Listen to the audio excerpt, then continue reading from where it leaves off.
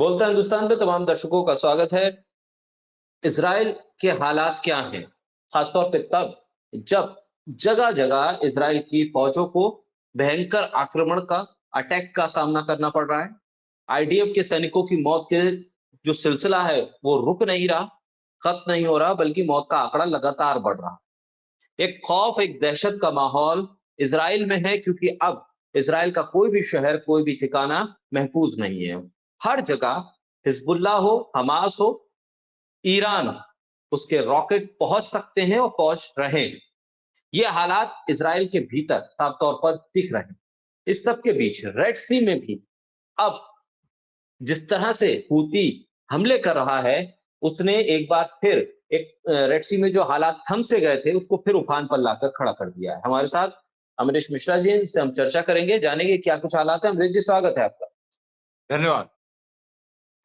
Sir, क्या हालात अब है? क्या सिनेरियो अब नज़र आ रहा है?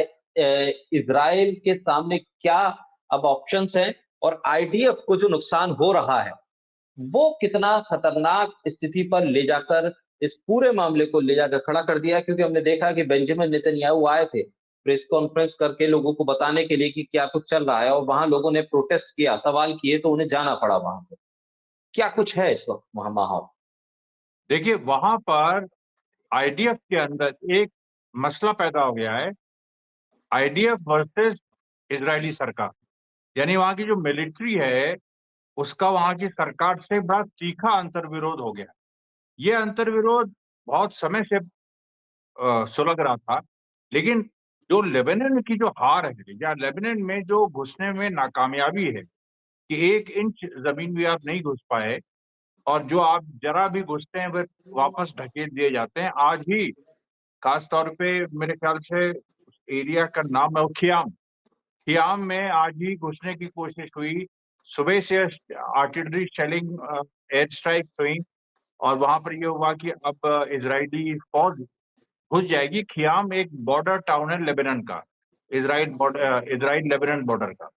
तो वहाँ पर 2 बार घुसने की कोशिश की, दोनों बार हिज़्बुल्लाह ने मार के पीछे कर दिया। उसके बाद आप देखिए जो पूरा 78 किलोमीटर का बॉर्डर है और काफ़ी मतलब 78 किलोमीटर कम नहीं होते हैं और समुद्र से लेके मतलब पश्चिम से लेके पूरब तक देखिए तो 78 किलोमीटर है और उससे भी बड़ी ब्लू लाइन है 138 किलोमीटर की, जो यूएन की ब्लू लाइन जो जो यूएन ने बनाई 2006 में और जहाँ पे यूनिफिल की हुँ, फोर्सेज़ हैं, 10,000 यूनिफिल की फोर्सेज़ हैं, जिसमें 900 भारतीय भी हैं और जिसमें से अच्छा तीसरा एलिमेंट है लेबनीज़ आर्मी। लेबनीज़ आर्मी भी एक तीसरी फ़ोर्स है जो अभी सीधे हस्तक्षेप नहीं किया है जिसने, लेकिन उसके भी 3 सोल्जर्स मारे गए हैं, तो वो कब वो हस्तक्षेप कर दे, इस बार ये क्लियर नहीं है। और इज़राइल ने ये देखा कि लेबनान में उसने जो क्रिश्चियन फ़ोर्सेस थी, जो इज़राइल के साथ 1982 में थी, जब उसने पहली बार लेबनान पे हमला किया, तो और उसके बाद उसको 2000 में जाना पड़ा, लेकिन वो क्रिश्चियन फ़ोर्सेस का एक बड़ा हिस्सा इस समय हिज़्बुल्लाह के साथ है और सरकार में है। तो वैसी सिचुएशन में जो आर्मी है, लेबनीज़ आर्मी है जिसमें करीब 30 से 35 क्रिश्चियंस हैं, 30 से 35 शिया हैं और 30% सुन्नी हैं। इस तरह से बैलेंस किया गया है क्योंकि वहाँ की पॉपुलेशन भी ऐसी है। तो लेबनीज़ आर्मी भी जो है वो अब 3 लोग उसके मारे गए हैं, उनको नेशनल फ्यूनरल दिया गया, सब कुछ हुआ, तो इसका असर अब आप सोचिए क्या होगा? क्योंकि इज़राइल ने मारे हैं, हिज़्बुल्लाह ने तो मारे नहीं हैं। तो इज़राइल ने जो मारे हैं, इसका जो पूरा एक असरात हैं, ये एक एक इस पे पड़ रहा है। अच्छा आईडीएफ को ये लग रहा है कि कोई एलाइज़ हमारे नहीं, कोई हमारे इस तरह के लोग नहीं हैं जो हमारे मित्र हैं, जो लेबनान के अंदर वो सोच रहा था कि हम एक डिवीज़न पैदा कर देंगे, वहाँ की क्रिश्चियन फोर्सेज़ में और हिज़्बुल्लाह के बीच। ये उसको एक उसने ओवर एस्टिमेशन था उसका। ये ओवर एस्टिमेशन था कि हम राजनीतिक कुछ ऐसा खेल करेंगे कि लेबनान के अंदर से ही विरोध हो जाए और उसने जो बमबारी की, इसीलिए शुरू के दौर में केवल शिया गाँवों पे बमबारी की। जैसे जो बेका प्रोविंस है जिसमें सबसे ज़्यादा बमबारी हुई है और 1000 से ऊपर लेबनीज़ जो सिटिज़न्स हैं, औरतें, बच्चे, पुरुष वो शहीद हुए हैं। वो उनमें से 90% शिया हैं, लेकिन उसमें कुछ क्रिश्चियन गाँव पे भी अटैक हो गए हैं, कुछ सुन्नी गाँव पे भी अटैक हो गए। तो ये तो बच नहीं सकता ना इस पूरी सिचुएशन से। अब आप एक एरिया पे अटैक करेंगे, पॉपुलेशन इतनी भी अलग-अलग नहीं है। अब आप बेरूत पे हमला कर रहे हैं, बेरूत में जो शिया इलाके हैं उन पे हमला कर रहे हैं, लेकिन वहाँ पर शहर है वो ऐसा थोड़ी ना है कि आप जैसे दिल्ली में आप जामा मस्जिद पर हमला करिए तो वो बगल में जो खूनी दरवाजे के पास जो आईटीओ है वहां तक तो उसकी आग पहुंची जाएगी ना। मैं मतलब एक लॉजिक की बात है, लेकिन ये इजराइल इस समय अंधा हो चुका है। और नेतन्याहू का जो बयान कल आया, खास तौर पे जब वो भगाया गया, जो खुद जो इजरायली जो होस्टेजेस हैं, और केवल होस्टेजेस नहीं, जो इजरायली सोल्जर्स मारे गए हैं उनके परिवार के लोग, उनको एड्रेस कर रहा था। ये 27 तारीख का वाकया है और उसको वहां से भागना पड़ा। उसके बाद उसने कल बयान दिया इतना लंबा चौड़ा, जिसमें उसने फिर वही कहा है कि हम इजराइल अपनी आजादी के लिए खुद लड़ा, उसे किसी की जरूरत नहीं थी, और हम फिर जो है हम पूरी दुनिया के लिए लड़ रहे हैं, हम सिविलाइजेशन के लिए लड़ रहे हैं। अगर इजराइल गिर गया तो सारे का सारा सिविलाइजेशन समाप्त हो जाएगा। फिर ये जो फोर्सेस हैं, जो मतलब उसका मतलब जो मुस्लिम फोर्सेस, ये वेस्ट को ओवरवेलम कर लेंगी। ये इस तरह की एक फियर साइकोसिस वो क्रिएट कर रहा है। लेकिन इससे क्या हो रहा है कि जैसे फ्रांस है, जो नेटो का प्रमुख है, ये न्यूक्लियर पावर है।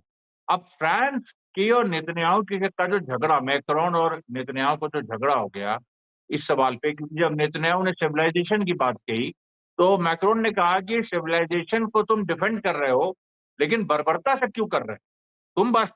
मतलब उसने, नेतन्याहू ने कहा कि हम कि ये एक सभ्यता और बर्बरता के खिलाफ की लड़ाई है, हम सभ्यता के साथ है, बर्बर वो हैं।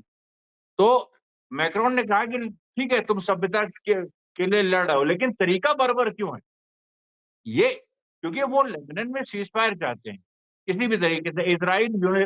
अब इसराइल ये चाहता है कि लेबनान में सीज फायर हो तो गाजा में भी हो, क्योंकि असली उसकी देखिए कितना इंटरेस्टिंग और पेचीदा खेल है कि वो इसराइल चाहता है कि लेबनान में सीज फायर हम कर दें और उससे फ्रांस वगैरह खुश हो जाएंगे या हो जाएंगे, लेकिन फिर गाजा में क्या होगा, वहां तो लड़ाई चलती है। जो असली मकसद था लेबनान पे चढ़ाई करने का, जो असली मकसद था लेबनान पे चढ़ाई करने का, कि किसी भी तरीके से हम गाजा उस बहाने गाजा को झुका देंगे, वो नहीं हुआ ना। तो अब वो लेबनान में सीज फायर नहीं कर सकता है, और उसके बाद पूरी दुनिया की नजर में और रेजिस्टेंस ने ये कह दिया है कि जब तक गाजा लेबनान में एक साथ सीज फायर नहीं होगा तब तक कोई स्थिति ऐसे बन नहीं सकती। तो अब यहाँ इजराइल फंस गया। देखिए ये एक ऐसे समय होता है किसी भी देश की लाइफ में, जब वो एक अपने को ओवर स्ट्रेच करता, जब वो अपने को जितना वो काबिल है, जितनी चादर है उसकी, उससे ज्यादा उसने पैर फैला लेता है। और इजराइल जैसी एक पावर जो कि बिजनेस, बेसिकली आर्मी और मिलिट्री, उसके लिए एक बिजनेस का माध्यम ज्यादा था और कमजोरों को दबाने का और दबा के उनसे लूटने का, वो जब एक रियल फोर्स के सामने पड़ी है। अच्छा, हमास ने उसको दांत खट्टे कर दिए, वहां इसने ये बहाना मारा कि हमें तो दिखाई नहीं पड़ रहे हैं हमास के लोग। अच्छा, उसके बाद ये भी कह दिया हमास के लोग दिखाई नहीं पड़े, लेकिन जो हमने 40-45 हजार जो सिविलियंस मारे हैं उसमें आधे हमास के लोग हैं। और कल के स्टेटमेंट में नेतन्याहू ने बड़ी अजीब सी बात की। उसने कहा कि देखिए हमने हमास को खत्म कर दिया, हम फिर से हमने और कल उसने कहा हमने हमास को खत्म कर दिया। और कितनी बार ये कहा, ये सुन सुन के सबके कान पक गए कि हमास को खत्म कर दिया। और आज फिर 4 लोग जबलिया में आईडीएफ के बड़े अधिकारी मारे गए। इसके पहले आपको याद होगा कि लगातार कुछ दिनों से खासतौर पे जबलिया में जहां नरसंहार विशेष हो रहा है, जहां पिछले 15 दिनों में 1000 फिलिस्तीनी सिविलियन मारे गए हैं, और जहां जनरल प्लान इम्प्लीमेंट हो रहा है कि उसको क्लोज मिलिट्री जोन बना दिया जाए, वहां पर इतने इजरायली मारे जा रहे हैं कि मतलब वो उसकी तुलना आपको एक आंकड़ा देता हूँ।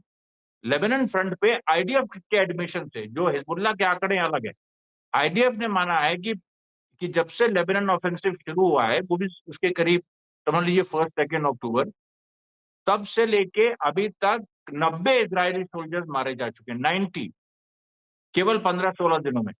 और 750 घायल, 750, ये इजराइल का एडमिशन है। तो आप 90 में आप एक और जीरो लगा दीजिए, या जीरो नहीं लगाइए, आप 90 को उसका डबल कर दीजिए, ट्रिपल कर दीजिए, वो एक रियल फिगर है। 200-300 से ज्यादा इजरायली सोल्जर्स मारे गए हैं और घायलों की संख्या हजारों में है। ये वहां की सच्चाई है। और गाजा में क्या हो रहा है? गाजा में आप कह रहे हैं हमास को हमने राफा में कमर तोड़ दी, तो राफा में कमर तोड़ दी, साउथ है वो तो।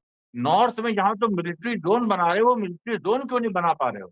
जहां 70 से 80 हजार ये सॉरी 3 से 4 लाख फिलिस्तीनी सिविलियंस फंसे हुए हैं, उनको तुम रोज मार रहे हो। 1,000 उसमें से, केवल उस 4-5 लाख में से 1,000 तुमने पिछले 15 दिनों में मार दिए। इतनी बर्बरता की फील्ड एग्जीक्यूशन किए, देखते ही गोली मार दी, गड्ढा खोद खोद के जिंदा दफना दिया लोगों को। फिर भी वहां पर आज क्यों ऐसी खबर आई कि, और आईडीएफ की तरफ से आई कि 4 आज मारे गए लोग, जिसमें 2 अफसर थे और 2 सैनिक थे। इस तरह की खबर क्यों आई? वजह क्या है उसकी? अब आप देखिए कि जब ये स्थिति गाजा की है, अच्छा वेस्ट बैंक में देखिए, पूरा का पूरा जो इनका ऑफेंसिव था कि वेस्ट बैंक में हम कुछ करके दिखा देंगे, कहाँ कर पाए? बल्कि उल्टा हो रहा है। तो वेस्ट बैंक में जनता ये सड़क पे आ रही है, उसके साथ जॉर्डन की तरफ से हमले हो रहे हैं। तो ये तो जो नेतन्याहू कह रहे हैं कि हम 7 फ्रंट पे लड़ रहे हैं। अब सातवें अब ये जो गाजा, वेस्ट बैंक और लेबनान, ये तीनों के, आप यमन पे आते हैं। यमन में क्या हुआ? यमन में कुछ दिन की खामोशी के बाद आज 3 जहाज उन्होंने मार दिए।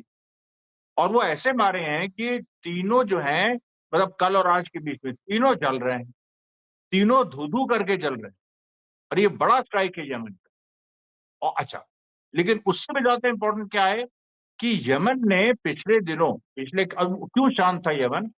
15, 20, 25 दिनों में पिछले उसने मिलिट्री एक्सरसाइजेस की। अब मिलिट्री एक्सरसाइजेस जो उसके वीडियोज आए हैं, वो आप देखिए कैसी है। वो ये है कि उसका ये कहा कि अच्छा, मिलिट्री एक्सरसाइजेस देखिए कई देश करते हैं। अभी सऊदी अरेबिया और ईरान में नेवल ड्रिल की बात हुई थी। भारत रूस के साथ भी मिलिट्री एक्सरसाइज कर चुका है, यूएसए के साथ भी कर चुका है। इस तरह की फौजें करती हैं जॉइंट एक्सरसाइजेज। इनफैक्ट चाइना और भारत की भी सेनाएं एक समय जॉइंट एक्सरसाइजेज की थी, अभी करीब ये 7-8 साल पहले। यहाँ पर लेकिन खासियत ये है कि जो वीडियोज आ रहे हैं, वो ये आ रहे हैं कि यमन एक इन्वेजन के लिए प्लान कर रहा है। वो ये केवल ये उसमें नहीं है कि अगर बाहर से हम पे अटैक हुआ तो कैसे डिफेंड करें। उसमें एक वीडियो है पूरा 30 मिनट का, जिसमें ये है कि यमन की फौज जो है वो एक जो सिमुलेट करते हैं ना, एक मतलब भाई इट्स अ मिलिट्री एक्सरसाइज। तो उसमें उधर भी समुद्र है, समुद्र के पार उधर भी फोर्सेज हैं, इन्हीं की फोर्सेज हैं वो, लेकिन वो इसराइली की तरह एक्ट कर रही हैं। और अगर इसराइल को हम समुद्र के माध्यम से इन्वेट करेंगे तो क्या होगा? अब आप इस तरह की एक्सरसाइज क्यों की यमन ने? अब इसके पीछे का एक कहानी सुन लीजिए। वो ये है कि ईरान के जो बयानात आ रहे हैं, वो बार बार आ रहे हैं कि हम आगे से तो मारेंगे, लेकिन पीछे से तुम्हें जो मारेगा वो तुम कैसे, अच्छा हिंट कर रहा है इजराइल कि पीछे से तुम्हें मारेगा जो तुम क्या कर लोगे। अभी आप बताइए कि यमन ने इन्वेट कर दिया, ग्राउंड इन्वेजन, और उसको इन्वेट वो वहां से करेगा राफा के पास से, और उसके पास सीधे एक्सेस है। तो वो वहां पर इस बात की एक्सरसाइज कर रहा है कि जब यमनी सोल्जर्स इन्वेट करेंगे समुद्र के माध्यम, मतलब ये इस समुद्र के माध्यम से, तो वो जब उतरेंगे तो कैसा उनको चैलेंजेस आएंगे। इजरायली उन पे गोले बरसा रहे हैं, वो वापस उन पे मार रहे हैं। और उन एक्सरसाइजेस, तो ये एक्सरसाइज क्यों हो रही है? ये तो और डिफेंसिव एक्सरसाइज नहीं है, ये तो इन्वेजन की एक्सरसाइज है। तो ये मैंने कल ही इस पे अपने अमरीश मिश्रा स्पीक्स वन पे अपने वीडियो भी बनाया, और हमने ये कहा कि सीधे सेनाएं घुसेंगे अब। क्योंकि ईरान ने ये सोच लिया है कि ईरान इसराइल जो बिल्कुल उम्मीद नहीं कर रहा है, उसकी हालत खराब हो जाएगी अगर ग्राउंड फोर्सेस आ गई इसराइल के अंदर। और वो इसराइल छोटा, वो एक झटके में वो लोग कम से कम नजब डेजर्ट तक पहुंच जाएंगे, और उधर हमास, वेस्ट बैंक उनको बीच में दाब देगा। उधर लेबनान में हो ही रहा है, सेना वहां फंसी। आप बताइए क्या, अभी इस समय इतनी वनरेबल सिचुएशन है इसराइल की, लेकिन पैसे का एरोगेंस, पूंजी का एरोगेंस, अपने हथियारों का एरोगेंस। जबकि आपको बताए, मजेदार बात बताएं, अभी इतना बड़ा युद्ध चल रहा है और खुद नेतन्याहू कह रहा है कि 7 फ्रंट पे हम घिरे हुए हैं, 7 फ्रंट पे लड़ना पड़ रहा है हमें। और अभी भी वो हथियारों की बिजनेस कर रहा है। बेसिकली ये लोग व्यापारी हैं। अभी भी उसने कल ही $52 मिलियन के इजरायली हथियार एक देश को बेचने की बात कही है। तो ये देखिए आप कि जो ये लोग इस तरीके से बिजनेस भी कर रहे हैं, लड़ाई में भी हैं, ये अभी इसको खेल समझ रहे हैं। इनको ये लग रहा है कि वो स्थिति ही नहीं आएगी कि एक दिन तेल अवीव में सेनाएं घुस जाएंगी, लेकिन वो स्थिति अब आ रही है भैया। अगर तुम नहीं समझोगे तो तुम्हारे पास, तुम अगर जो डीके हाँकते हो कि हम 7 फ्रंट पे लड़ रहे हैं, तो उसी चीज को उल्टा कर दो, तो 7 फ्रंट से तुम घिरे भी तो हुए हो ना। उल्टा करो ना उसको। एक ही चीज का दो पहलू होते हैं ना, उसी अगर सिक्के को पलट दो तो उस 7 फ्रंट से तुम घिरे भी तो हुए हो।